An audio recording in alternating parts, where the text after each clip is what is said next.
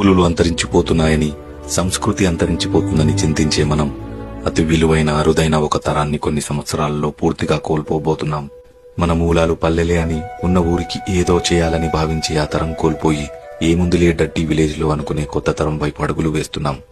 ఒక చీర, చొక్కా, పంచ 10 ఫంక్షన్లో వేసుకుని ఎవరినీ జడ్జ్ చేయని అమాయక తరం వదులుకొని ప్రతి ఒకేషన్ లో అవసరం లేకపోయినా కొత్త డ్రెస్సులు కొనుక్కునే నవతరాన్ని ఆహ్వానిస్తున్నాం. గొడుగులు, బిందెలు, ఆఖరికి చెప్పులు పాడైనా బాగు చేసుకునే తత్వం తెలిసిన తరాన్ని వెళ్లిపోయి ఒక్కసారి నొక్కి పని చేయకపోతే కొత్తది కొనుక్కునే బలుపు తరాన్ని రమ్మంటున్నాం.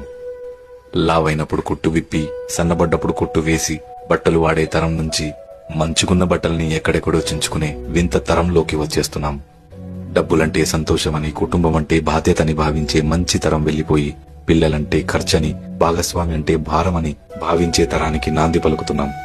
నీకు చందమామ చూపిస్తూ, గోరుముద్దలు తినిపిస్తూ అమ్మతత్వం ఉన్న తరాన్ని మర్చిపోయి ఏం కావాలన్నా ఆన్లైన్ లో ఆర్డర్ పెట్టుకో, డోంట్ డిస్టర్బ్ మీ అనే కొత్త అమ్మతనాన్ని అలవాటు చేసుకుంటున్నాం.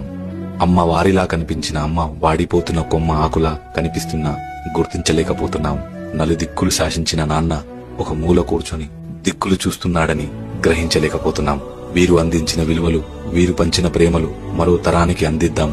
అంతరిస్తున్న తరాన్ని రాబోయే తరంతో జోడిద్దాం. ఇట్లు మీ రాముకాక.